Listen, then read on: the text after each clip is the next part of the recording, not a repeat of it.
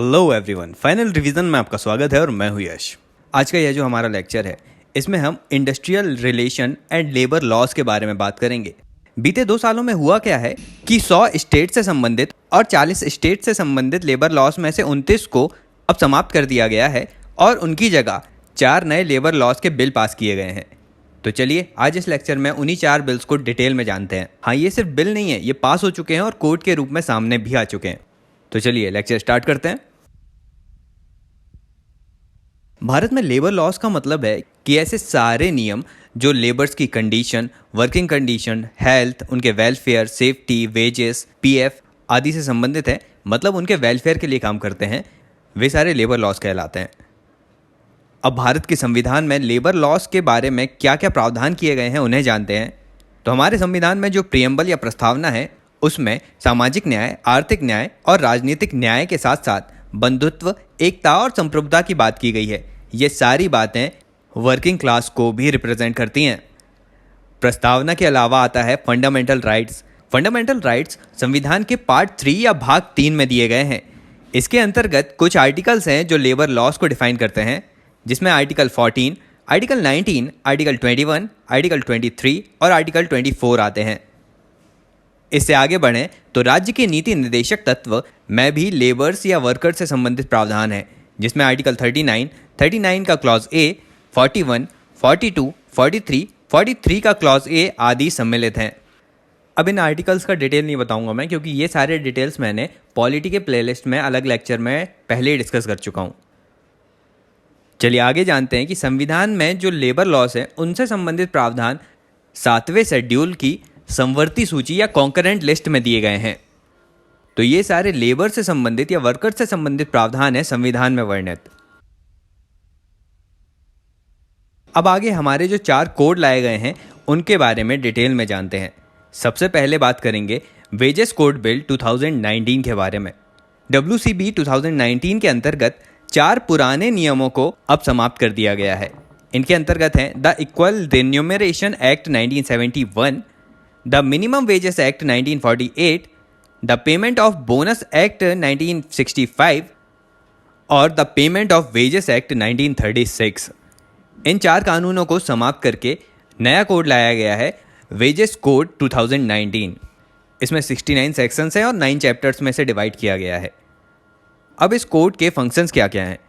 पहला आता है यूनिफॉर्म एप्लीकेबिलिटी, मतलब वेजेस कोड हर सेक्टर के हर वर्कर पर एप्लीकेबल होगा, लेकिन सिर्फ उन संस्थाओं में जहां पर वर्कर्स की संख्या 20 से अधिक है। अब इस कोड में वेजेस को परिभाषित करते हुए बताया गया है कि वेजेस के अंतर्गत बेसिक पेमेंट आती है, इसके साथ साथ डियरनेस अलाउंस और रिटेनिंग अलाउंस शामिल होता है। इन 3 पार्ट्स के अलावा यदि दूसरी चीज़ें प्रोवाइड की जाती हैं तो वे ग्रॉस कंपेंसेशन के अंतर्गत आती हैं, जैसे कि statutory bonus, values on house accommodations, house rents, अन्य यूटिलिटीज़ जैसे लाइट, वाटर, मेडिकल सर्विसेज। इसके अलावा प्रोविडेंट फंड या पेंशन में एम्प्लॉयर्स के द्वारा किया जाने वाला कंट्रीब्यूशन, कन्वेयंस या travelling allowance, over time, commission, gratuity, retrenchment compensation. तो ये सब जो अलग से अलाउंस है ना, ये ग्रॉस कंपेंसेशन कहलाते हैं, जो कि वेजेस के अंतर्गत नहीं आते। वेजेस में सिर्फ 3 चीज़ें हैं, बेसिक पेमेंट, डियरनेस अलाउंस और रिटेनिंग अलाउंस। अब आगे वेजेस कोड बिल 2019 में फ्लोर वेज का एक नया कॉन्सेप्ट आया है। इसमें क्या होता है कि सेंट्रल गवर्नमेंट के द्वारा एक लिमिट डिसाइड कर दी जाती है कि उस फ्लोर वेज से नीचे कोई भी स्टेट गवर्नमेंट मिनिमम वेज नहीं देगी। मतलब स्टेट गवर्नमेंट के द्वारा डिसाइड किए जाने वाला मिनिमम वेज हमेशा फ्लोर वेज से ज़्यादा ही होगा। अब स्टेट और सेंट्रल गवर्नमेंट के द्वारा जो भी मिनिमम वेज डिसाइड किया जाएगा ना, वह इन आधारों पर डिसाइड होगा कि टाइम ऑफ वर्क कितना है, नंबर ऑफ पीसेस प्रोड्यूस कितने किए जा रहे हैं, वर्कर्स के स्किल्स क्या हैं और कार्य कितना डिफ़िकल्ट है। इन पर मिनिमम वेज डिसाइड होगा। अब सेंट्रल और स्टेट गवर्नमेंट ही काम किए गए आवर्स के अनुसार ही ओवर टाइम भी सेट करेंगे। अब जानते हैं कि पेमेंट ऑफ वेजेस कितने टाइप्स में हो सकता है। तो वेजेस का पेमेंट कॉइन्स या करेंसीज में किया जाएगा, चेक्स में भी हो सकता है, बैंक अकाउंट में क्रेडिट करके या डायरेक्ट ट्रांसफ़र करके हो सकता है, और इलेक्ट्रिक मोड से भी ट्रांसफ़र किया जा सकता है। अब कितने पीरियड में वेजेस को दिया जाएगा, तो ये एम्प्लॉयर के द्वारा ही फिक्स किया जाएगा कि वह डेली में वेजेस दे सकता है, वीकली भी दे सकता है, फोरनाइटली या मंथली भी दे सकता है वेजेस को। अब जानते हैं डिडक्शन के बारे में। तो कोई भी एम्प्लॉयर अपने एम्प्लॉय की सैलरी का 50% से ज़्यादा डिडक्शन नहीं कर सकता है। उसके डिडक्शन में फ़ाइन लगाना, ड्यूटी पर एब्सेंट होने पर फ़ाइन लगाना, एकोमोडेशन देना जैसे पीएफ अकाउंट में, इसके अलावा एम्प्लॉय को दिए गए एडवांस की रिकवरी करना आदि डिडक्शन में आते हैं। अब देखते हैं वेजेस कोड में बोनस का क्या प्रावधान किया गया है। तो स्टेट या सेंट्रल गवर्नमेंट एक लिमिट सेट करेगी कि इस लिमिट से कम सैलरी पाने वालों को प्रत्येक वर्ष में एक बार मिनिमम 8.33% का बोनस दिया जाएगा। अब ये जो लिमिट है ये पहले 21,000 थी, लेकिन नए वेजेस लॉ के अनुसार स्टेट और सेंट्रल गवर्नमेंट ये लिमिट डिसाइड करेगी। हाँ, लेकिन इसमें भी एक कंडीशन है कि यदि व्यक्ति फ्रॉड है, राइट्स आदि करता है, वायलेंस करता है, चोरी जैसे कार्य करता है, तो इस कंडीशन में वह बोनस के लिए पात्र नहीं होगा। आगे देखते हैं कि एम्प्लॉयर को अगले महीने की 7 तारीख तक ही अपने वेजेस का पेमेंट करना ज़रूरी होगा। यदि किसी एम्प्लॉय को निकाल दिया जाता है, डिसमिस कर दिया जाता है, यदि कंपनी बंद हो जाती है और यदि वह एम्प्लॉय रेजिग्नेशन दे देता है, तो उस एम्प्लॉय का बचा हुआ वेजेस अगले 2 दिन के अंदर अंदर उसे प्रदान किया जाना चाहिए।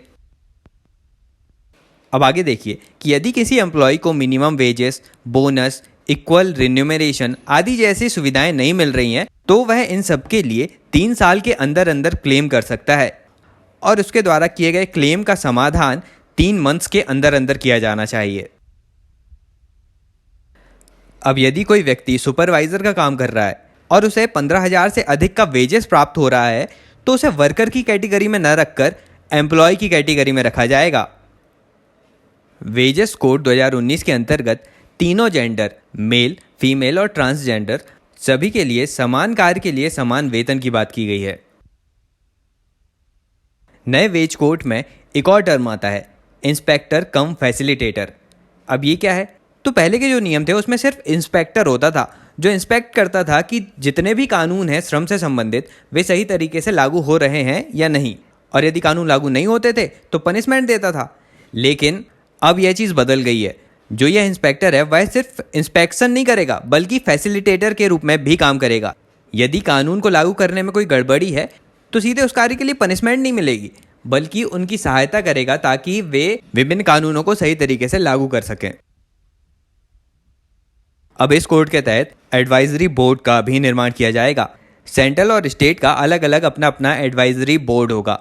सेंट्रल के एडवाइजरी बोर्ड में रिप्रेजेंटिंग एम्प्लॉयर्स और रिप्रेजेंटिंग एम्प्लॉयज़ होंगे। इसके 1/3 सदस्य इंडिपेंडेंट पर्सन्स होंगे और 5 स्टेट गवर्नमेंट के रिप्रेजेंटेटिव होंगे जिन्हें सेंट्रल के द्वारा नॉमिनेट किया जाएगा। अब इसके अलावा राज्यों में जो स्टेट एडवाइजरी बोर्ड होगा उसके अंतर्गत रिप्रेजेंटिंग एम्प्लॉयर्स, रिप्रेजेंटिंग एम्प्लॉयज़ और 1/3 सदस्य इंडिपेंडेंट पर्सन होंगे। एडवाइजरी बोर्ड में टोटल सदस्यों में से 33% महिलाएं होंगी। अब याद रखिएगा कौन कौन से सदस्य होते हैं एडवाइजरी बोर्ड में। आगे बात करते हैं वेजेस कोड 2019 से संबंधित पेनल्टी और ऑफेंसेस के बारे में। यदि इस कोड के नियमों का पालन नहीं किया जाता है तो पहली बार गलती तो माफ़ की जा सकती है, लेकिन यदि दूसरी बार फिर से गलती हो रही है तो जेल की सज़ा होगी और फाइन भी लगेगा। यदि गलती में इम्प्रिजनमेंट नहीं होता है तो उस क्षेत्र का जो गैजेटेड ऑफिसर है वह कंपाउंड पनिशमेंट देने का प्रावधान भी कर सकता है।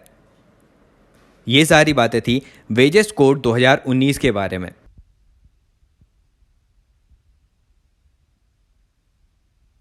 अब आगे बात करते हैं अगले कोड के बारे में, जिसका नाम है द सोशल सिक्योरिटी कोड 2020। इसे हम SSC 2020 भी कह सकते हैं। अब यह जो सोशल सिक्योरिटी कोड 2020 है ना, इसने 9 कानूनों को समाप्त किया है। वे कानून कौन कौन से हैं? The payment of gratitude act 1972, the EPF and miscellaneous provision act 1952, the employees state insurance act 1948, the employees compensation act 1923, the employment exchange compulsory notification of vacancies act 1959, the maternity benefit act 1961, cine workers welfare fund act 1981, building and other construction workers welfare cess act 1996, unorganised workers social security act 2008, इन 9 कानूनों को समाप्त किया गया है। इनके बदले social security code 2020 आया है। अब इसके प्रावधान क्या क्या हैं तो देखते हैं कि यह कोड कितने मिनिमम नंबर ऑफ एम्प्लॉयज़ के संस्थानों पर लागू होगा। ये मिनिमम नंबर स्टेट और सेंट्रल गवर्नमेंट डिसाइड करेंगे।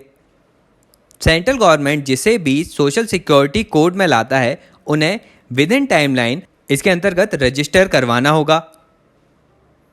अब जो भी एम्प्लॉयर है वह इस तरह की बातों का रजिस्टर और रिकॉर्ड मेंटेन करेगा कि नंबर ऑफ वर्किंग आवर्स कितने हैं, कितना वेज पेड किया जाता है, लीव्स और लीव्स वेजेस कितने हैं, wages for over time work कितना दिया जाता है, अटेंडेंस रिकॉर्ड रखना होगा, वेज स्लिप को इलेक्ट्रॉनिक या अदर फॉर्म्स में भी रखना होगा और फाइल रिटर्न या इनकम टैक्स रिटर्न के बारे में भी जानकारी रखनी होगी। अब सोशल सिक्योरिटी कोड में हर तरह के वर्कर्स को लिया जाता है, जिसमें home based workers, self employed workers, veg workers, gig workers और प्लेटफॉर्म वर्कर्स आते हैं। प्लेटफॉर्म वर्कर्स मतलब होता है कि ये एक पर्टिकुलर प्लेटफॉर्म के अंतर्गत कार्य करते हैं, जैसे ओला, उबर आदि। और जो गिग वर्कर्स हैं ना, उनमें ऐसे वर्कर्स आते हैं जिनका पर्टिकुलर डिसाइड नहीं होता कि ये किसी ऑर्गेनाइज्ड संस्थान से जुड़े भी हैं या नहीं, मतलब अनऑर्गेनाइज्ड वर्कर आ सकते हैं इसमें। सेल्फ एम्प्लॉयड वर्कर्स में दुकानदार आ जाते हैं, रेहड़ी वाले आ जाते हैं। वेजेस वर्कर में तो पर्टिकुलर वेजेस पर काम करने वाले व्यक्ति आते हैं। अब देखिए, सोशल सिक्योरिटी कोड में बताया गया है कि जो सैलरी दी जाती है ना, वह वेजेस और ग्रॉस कंपेंसेशन को मिलाकर होती है। अब इसमें एक इंपॉर्टेंट पॉइंट यह है कि पिछले लेक्चर में तो हमने वेजेस और ग्रॉस कंपेंसेशन क्या होता है वह देख लिया था, लेकिन यदि किसी कंडीशन में जो ग्रॉस कंपेंसेशन है वह 50% से अधिक हो जाता है तो अतिरिक्त जो ग्रॉस कंपेंसेशन है उसे वेजेस ही मान लिया जाता है। ये इंपॉर्टेंट इसलिए हो जाता है ताकि जो एम्प्लॉयर है वह कम वेजेस देकर प्रोविडेंट फंड जैसे आदि कंपेंसेशन में कटौती ना कर सके। चलिए आगे जानते हैं सोशल सिक्योरिटी कोड के अंतर्गत एम्प्लॉय प्रोविडेंट फंड के बारे में। अब ऐसे कोई भी एम्प्लॉयर जिसके संस्था में 20 से अधिक एम्प्लॉयज़ काम कर रहे हैं तो उस एम्प्लॉयर को अपने एम्प्लॉय की वेजेस का 10% उसके प्रोविडेंट फंड में डालना होगा स्वयं की तरफ से, बाकी का 10% वह खुद डालेगा। ये 20 वर्कर से अधिक वर्कर्स होने पर होता है। केंद्र सरकार ज़रूरत पड़ने पर ये जो 10% की लिमिट है इसे 12% भी कर सकती है।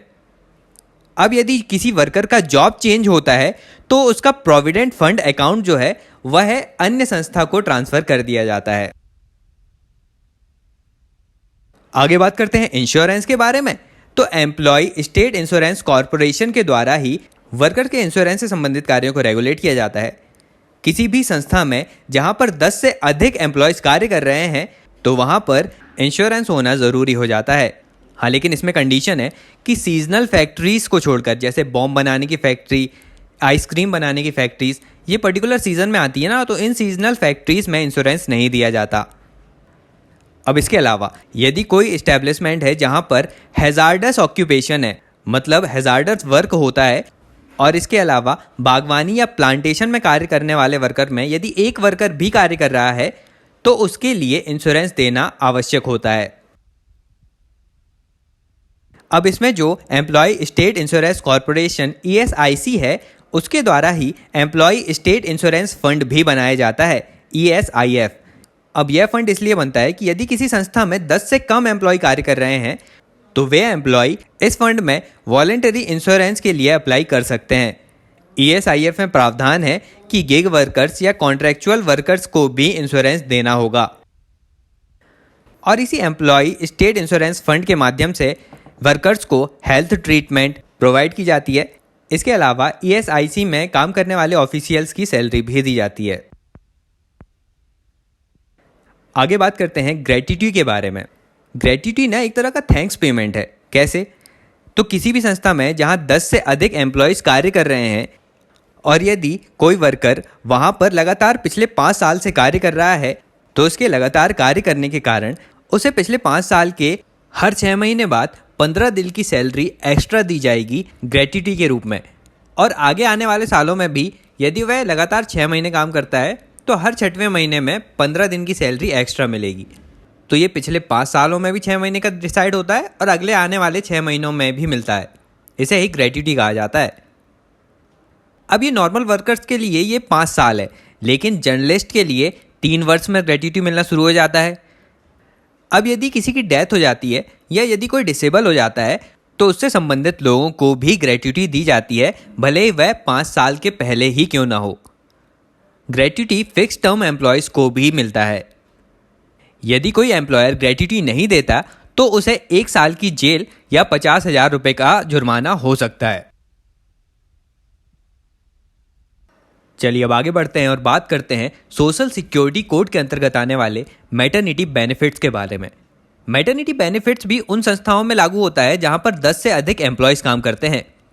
इसमें होता क्या है कि यदि डिलीवरी, मिसकैरेज या मेडिकल टर्मिनेशन ऑफ प्रेगनेंसी होता है तो उसी दिन से 6 वीक्स तक उस वुमन को पेड लीव दी जाती है। अब नॉर्मल डिलीवरी या न्यू बॉर्न बेबी आने पर 26 वीक या 6.5 माह की लीव मिलेगी, पेड लीव। इसमें क्या होता है कि जो डिलीवरी होती है उससे 2 महीने पहले से लीव मिलना शुरू हो जाती है और डिलीवरी के बाद 4 महीने तक यह जारी रहती है। इनके अलावा महिला को 3500 तक का बोनस भी दिया जाता है। अब डिलीवरी के बाद लीव्स खत्म होने पर यदि महिला जॉब ज्वाइन करती है तो उसे अगले 15 महीनों तक अपने बच्चे की देखभाल के लिए दिन में 2 ब्रेक मिलते हैं। यदि किसी एम्प्लॉयर के यहाँ 50 से अधिक वर्कर्स काम कर रहे हैं या एम्प्लॉयज काम कर रहे हैं तो उन्हें क्रैच की व्यवस्था करना आवश्यक होता है।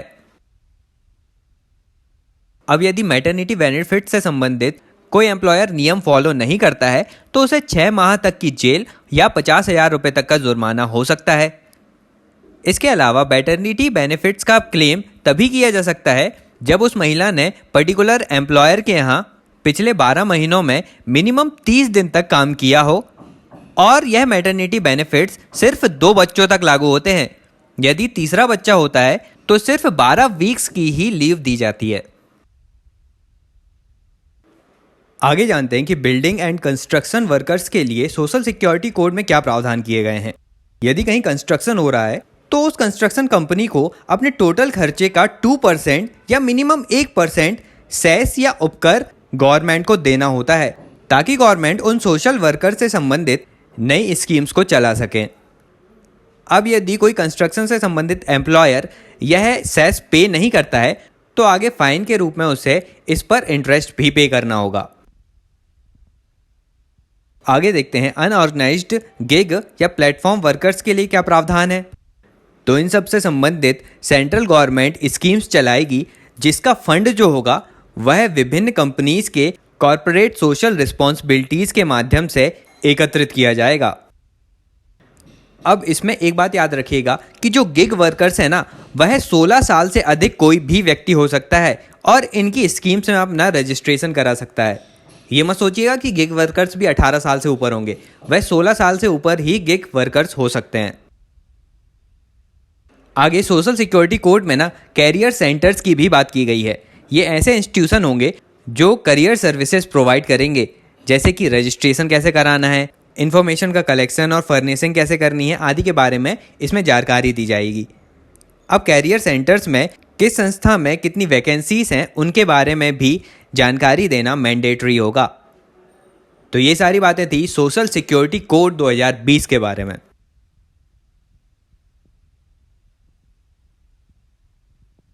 अब बात करते हैं the occupational safety health and working condition code 2020 के बारे में।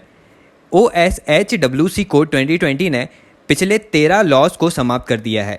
ये 13 लॉज थे factory act 1948, contract labour act 1970, mines act 1952, dock workers act 1986, plantation labour act 1986, building and construction workers act 1979, plantation labour act 1951, inter state migratory workers act 1979, working journalist act 1961, cine workers and cine theatre workers act 1961, motor transport workers act 1961, sale promotion employees act 1976, beedi and cigar workers act 1966। इन 13 acts को occupational safety health and working conditions code 2020 द्वारा समाप्त किया गया है।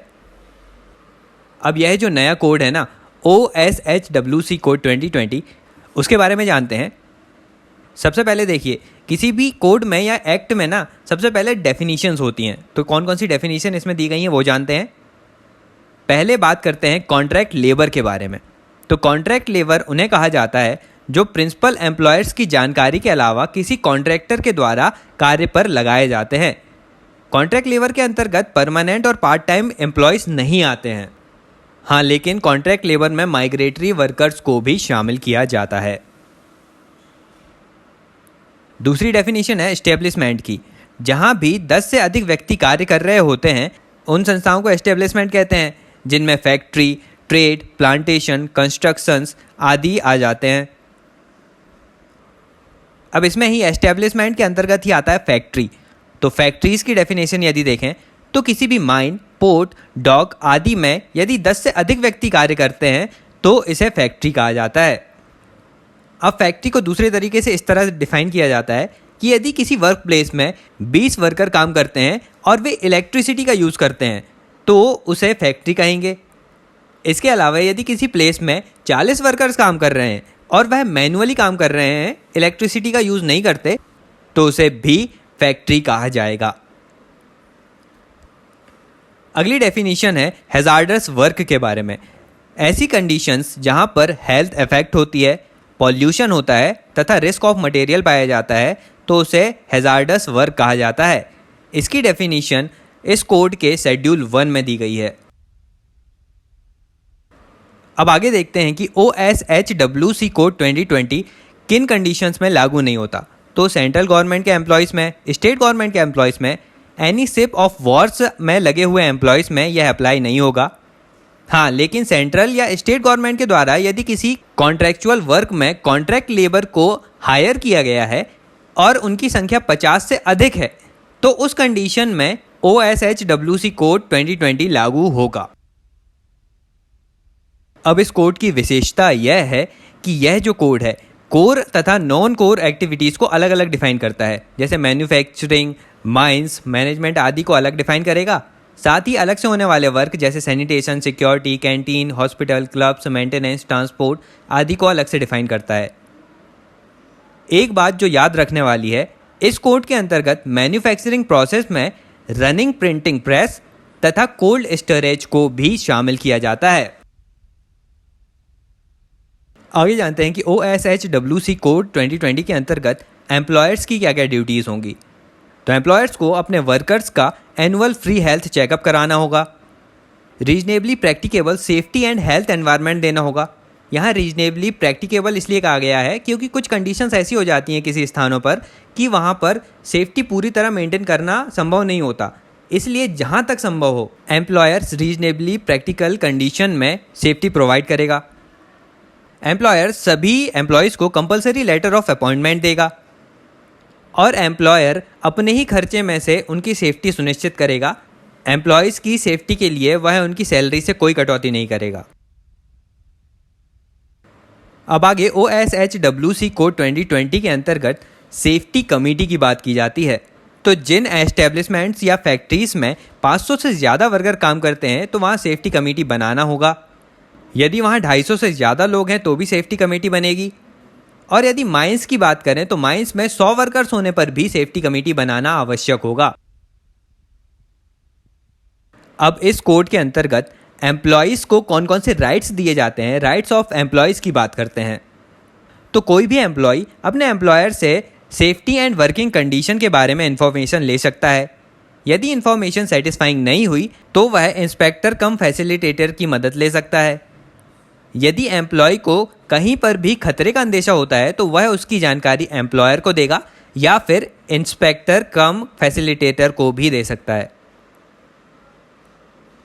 अब इस नए कोड में एडवाइजरी बोर्ड बनाने की बात की गई है जो सेंट्रल लेवल और स्टेट लेवल दोनों में बनेगा।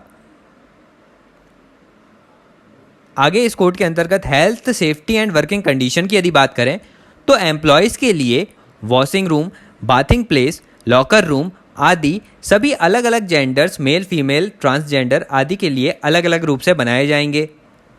वर्कर्स के लिए सिटिंग अरेंजमेंट होना चाहिए। First aid box, drinking waters की व्यवस्था होनी चाहिए। अब इनके अलावा जो भी कॉन्ट्रेक्चुअल लेबर होते हैं ना, वे प्रेमाइसिस में जितनी भी फैसिलिटीज़ प्राप्त करते हैं, तो ये सारी फैसिलिटीज़ प्रिंसिपल एम्प्लॉयर्स के द्वारा ही दी जाएंगी, ना कि उस कॉन्ट्रैक्टर के द्वारा जिन्होंने एम्प्लॉयज़ को लगाया है। अब स्टेट माइग्रेटरी वर्कर्स को भी ना नॉर्मल वर्कर्स की तरह ही ट्रीट किया जाएगा, और तो और कॉन्ट्रैक्टर इन्हें साल भर में एक बार टू एंड फ्रो जर्नी के लिए पे भी करेगा। टू एंड फ्रो जर्नी मतलब अपने नेटिव प्लेस में आने जाने का ट्रैवलिंग खर्च भी देगा। अब OSHWC कोड 2020 के आखिरी पॉइंट की बात करते हैं। तो एम्प्लॉयर या कॉन्ट्रैक्टर यदि 50 से अधिक महिला वर्कर्स को रखता है तो उसे वर्क प्लेस में क्रैच फैसिलिटीज़ को देना अनिवार्य होगा। वर्क प्लेस में 250 से अधिक एम्प्लॉयज़ होने पर एक वेलफेयर ऑफिसर होना ज़रूरी है। 100 से अधिक एम्प्लॉय होने पर कैंटीन होना ज़रूरी है। किसी भी एम्प्लॉय से 6 डेज पर वीक से अधिक काम नहीं कराया जाएगा, और 20 दिन काम कराने के बाद एक एक्स्ट्रा ऑफ डे भी दिया जाएगा। तो ये सारे फंक्शंस थे occupational safety, health and working condition code 2020 के।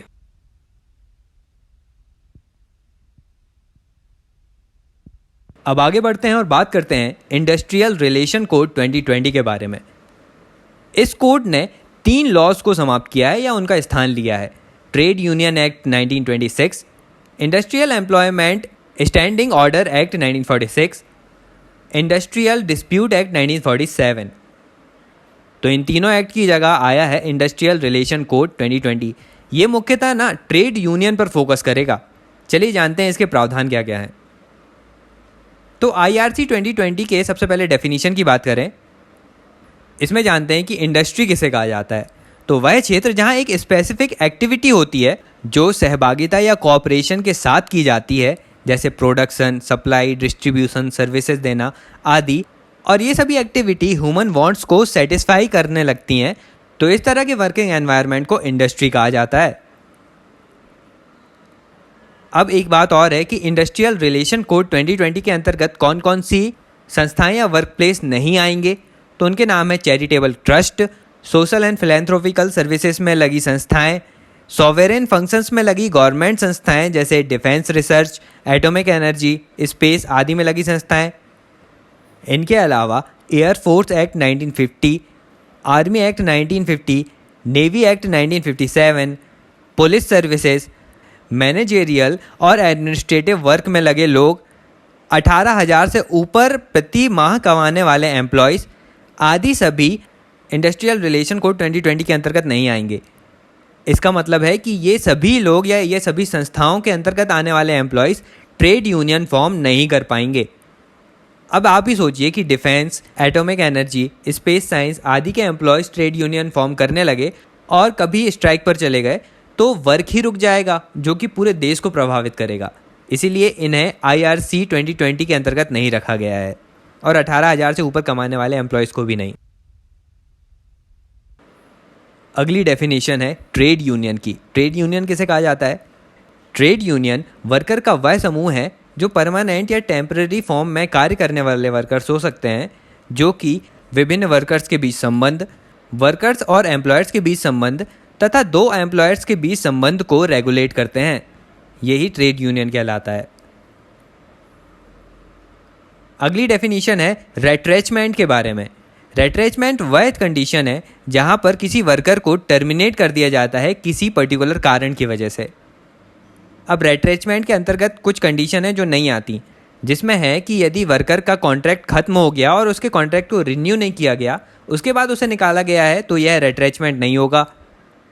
वर्कर ने वॉलंटरी रिटायरमेंट ले लिया है, या उसकी रिटायरिंग एज आ गई है, या किसी डिसिप्लिनरी एक्शन के कारण उसे पनिशमेंट के रूप में फायर किया गया है, तो ये सारी कंडीशन को रेट्रेचमेंट नहीं कहा जाता, बल्कि सिर्फ नॉर्मल टर्मिनेशन किसी कारण की वजह से यदि हो रहा है तो उसे ही रेट्रेचमेंट कहते हैं। अब इस कोड के अंतर्गत वर्कर्स की परिभाषा में वे लोग आते हैं जो 18,000 रुपये प्रति माह से कम में काम करते हैं। 18,000 रुपये प्रति माह से अधिक में काम करने वालों को एम्प्लॉयज़ कहा जाता है। अब जानते हैं कि ट्रेड यूनियन के रूप में रजिस्ट्रेशन कैसे कराया जा सकता है। तो किसी यूनियन के 7 या अधिक मेंबर्स को अपने ट्रेड यूनियन का नाम सब्सक्राइब कराना होता है, जिसके लिए उसे ट्रेड यूनियन रूल्स के अनुसार अथॉरिटीज़ के पास रजिस्ट्रेशन के लिए अप्लाई करना होता है। अब देखें कि कितने लोग मिलकर ट्रेड यूनियन बना सकते हैं। तो काम करने वाले वर्कर्स का 10% या 100 लोग मिलकर ट्रेड यूनियन का निर्माण कर सकते हैं, जो भी कम हो। ट्रेड यूनियन के रजिस्ट्रेशन के समय ये बात ध्यान रखना होता है कि ट्रेड यूनियन का नाम यूनिक होना चाहिए, किसी दूसरे ट्रेड यूनियन से मैच नहीं हो सकता वह। आगे नेगोशिएटिंग ट्रेड यूनियन के बारे में जानते हैं। तो नेगोशिएशन का काम जो ट्रेड यूनियन करता है उसे ही नेगोशिएटिंग ट्रेड यूनियन कहते हैं। अब किसी कंपनी में एक ही ट्रेड यूनियन है तो वही नेगोशिएटिंग ट्रेड यूनियन होगी। लेकिन यदि किसी कंपनी में एक से अधिक ट्रेड यूनियन है तो उस कंपनी की जिस भी ट्रेड यूनियन में 50% से अधिक वर्कर्स उपस्थित हैं उसे ही नेगोशिएटिंग ट्रेड यूनियन माना जाएगा। यदि किसी भी ट्रेड यूनियन में 50% से अधिक वर्कर्स नहीं होते हैं तो सारी ट्रेड यूनियंस को मिलाकर उनके रिप्रेजेंटेटिव मिलकर एक नई नेगोशिएटिंग ट्रेड यूनियन बनाएंगे, जिसमें टोटल वर्कर्स का 20% वर्कर्स उपस्थित होंगे। आगे जानते हैं कि ट्रेड यूनियन के वर्कर्स किस कंडीशन में स्ट्राइक एंड लॉकआउट कर सकते हैं। वर्कर्स एम्प्लॉयर को 60 दिन का नोटिस देने के बाद ही स्ट्राइक कर सकते हैं। नोटिस देने के 14 दिन के अंदर भी स्ट्राइक नहीं की जा सकती। नोटिस में स्पेसिफिक डेट ऑफ स्ट्राइक बताना होगा। नोटिस पर यदि दोनों पक्षों के द्वारा मिलकर कॉन्सिलेशन या कॉम्प्रोमाइज़ आदि की कोशिश चल रही है और कोई भी नतीजा नहीं निकलता तो उसके 7 दिन के बाद ही स्ट्राइक की जा सकती है। नोटिस देने के बाद यदि लीगली रूप से आर्बिट्रेशन प्रोसीडिंग चल रही है, मतलब लीगल प्रोसेस के माध्यम से जजमेंट हो रहा है, और इसमें भी यदि ट्रेड यूनियन फैसले को नहीं मानना चाहते तब भी वे 60 दिन के बाद ही स्ट्राइक पर जाएंगे। 60 दिन के अंदर अंदर स्ट्राइक नहीं कर सकते वे। इंडस्ट्रियल रिलेशन कोड 2020 में आता है अगला ग्रीवांस रेड्रेसल कमेटी। जहां पर भी 20 से अधिक वर्कर्स कार्य कर रहे होते हैं तो वहां पर मैक्सिमम 10 मेंबर्स मिलकर ग्रीवांस रेड्रेसल कमेटी का निर्माण करेंगे। अगला आता है स्टैंडिंग ऑर्डर। स्टैंडिंग ऑर्डर मतलब ये है कि एम्प्लॉयर को कुछ इन्फॉर्मेशन अपने पास रखनी होगी। लेकिन किस एम्प्लॉयर को? तो ऐसा एम्प्लॉयर जिसके यहाँ पिछले 12 महीने में किसी भी दिन यदि 300 से अधिक लोगों ने कार्य किया है तो उसे स्टैंडिंग ऑर्डर रखना होगा।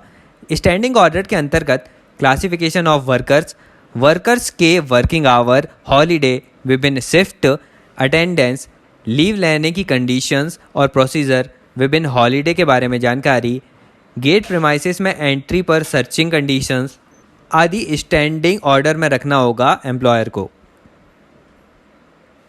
अब देखिए, इससे पहले हमने रेट्रेचमेंट क्या होता है वो जान लिया, लेकिन रेट्रेचमेंट के लिए कंडीशन कौन कौन सी है वो जानते हैं। तो एम्प्लॉयर के माध्यम से एम्प्लॉयज़ को 3 मंथ का नोटिस देना होगा, और यदि नोटिस नहीं दिया है तो 3 मंथ की सैलरी भी पे करनी होगी रेट्रेचमेंट से पहले। यदि उसी एम्प्लॉय की जगह किसी दूसरे एम्प्लॉय को हायर किया जा रहा है तो वह इंडियन सिटीजन ही होना चाहिए। अब जानते हैं कि किसी भी बड़ी कंपनी को बंद करने के लिए कौन कौन सी कंडीशन होगी। बड़ी कंपनी के क्लोजर के लिए गवर्नमेंट को 60 दिन पहले से ही एडवांस में नोटिस दिया जाना चाहिए। यदि उस कंपनी में कोई वर्कर 1 साल से अधिक काम कर रहा है तो क्लोजर से पहले उसके कंपेंसेशन की व्यवस्था की जानी चाहिए। इनके अलावा यदि कोई भी एस्टेब्लिशमेंट में पिछले 1 साल में किसी भी एक दिन 300 से अधिक एम्प्लॉयज़ काम करते हैं तो भी एकदम से उस संस्था को या एस्टेब्लिशमेंट को क्लोज नहीं किया जा सकता, बल्कि गवर्नमेंट से परमिशन लेना अनिवार्य होगा। अब इस कोड के लास्ट टॉपिक में बात करते हैं कि यदि एम्प्लॉयर दी जाने वाली किसी भी सर्विसेज की कंडीशन में चेंज करना चाहता है तो एम्प्लॉयज़ को उस चेंज के बारे में नोटिस देकर बताना होगा। विभिन्न वेजेस में होने वाले चेंज, कंपेंसेशन, अलाउंस आदि में होने वाले चेंजेस की जानकारी देनी होगी। Hours of work, shift, holiday, concession और दिए जाने वाले प्रिविलेज में होने वाले विभिन्न चेंजेस के बारे में एम्प्लॉयज़ को बताना होगा एम्प्लॉयर के द्वारा। तो ये सारी बातें थी इंडस्ट्रियल रिलेशन कोड 2020 के बारे में। इसके साथ ही हमारा आज का टॉपिक समाप्त होता है। लेक्चर अच्छा लगा तो लाइक कर दीजिए, ज़्यादा से ज़्यादा शेयर भी कीजिएगा, और पहली बार चैनल पर आ रहे हो तो चैनल सब्सक्राइब ज़रूर करना है और शेयर ज़रूर कीजिएगा। अभी के लिए चलता हूँ, मिलते हैं अगले वीडियो में एक नए टॉपिक के साथ। Thank you so much for listening.